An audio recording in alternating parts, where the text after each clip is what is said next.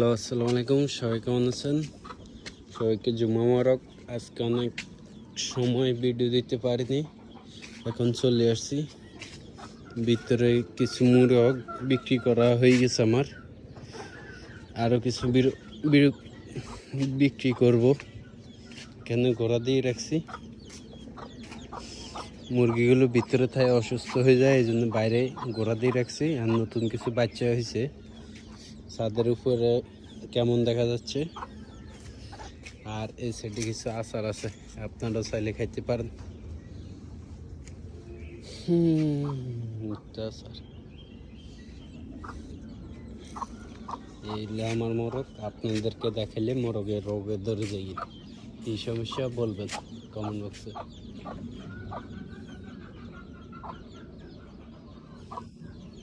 আর সবাই দোয়া করবেন, ভিডিও সবসময় দিতে পারি না। আজকে ঘুমাই গেছিলাম, ভাবছিলাম বাজারে যাবো, কিছু খানা দানা কিনবো মুরগির জন্য।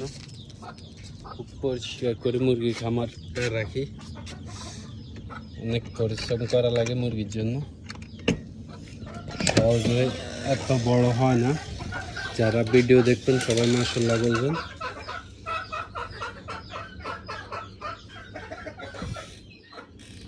মুরগির ফাঁসা মাছা উল্টে লাইছে, পিঠের সালবাল উল্টে লাইছে। কিছুক্ষণ পরে আবার বাজারে যাবো, খাবার আনতে হবে মুরগির জন্য। এখানে কিছু নতুন বাচ্চা আছে, দেখাবো না, আপনারা মাশাআল্লাহ বলেন না তাই। আর সময়টা খুবই খারাপ যাচ্ছে, অসুস্থ থেকে একটু সুস্থই উঠছি, পুরোপুরি ভালো হয়নি। সবাই দোয়া করবেন যেন সবসময় সুস্থ থাকতে পারি। এই হলো দৃশ্য। আকাশটা আজকে অনেক সুন্দর, মেঘলা আকাশ নাই। আজকে অনেক দিন হয়েছে মেঘ হয় না, 2 দিন হয়েছে।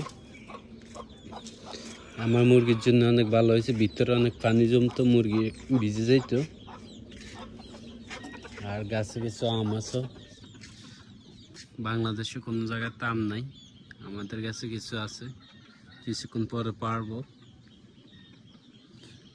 বিশাল গরম পড়তেছে আজকে। আর ভিডিওটা বেশি বেশি শেয়ার করবেন। আর আপনারা যারা ফলো করেন তারা কেন জানি চলে যাচ্ছে আমার ভিডিও, পাশে থাকেন না, আমার পাশেও থাকেন না। সমস্যা নেই, এভাবে চলতে থাকলে একদিন হয়তো আমিও নাই হয়ে যাব আপনাদের কমেন্ট দেখে দেখে, আর ফলোয়ার কমে গেলে। কি সুন্দর দেখা যাচ্ছে, দেখছেন? এত সুন্দর ভিউ দেখায়, তারপরও আপনারা ভিডিও কমেন্ট করেন না, ভিউ হয় না, ভিডিও দেখেন না। আল্লাহ হাফেজ, সবাই ভালো থাকবেন।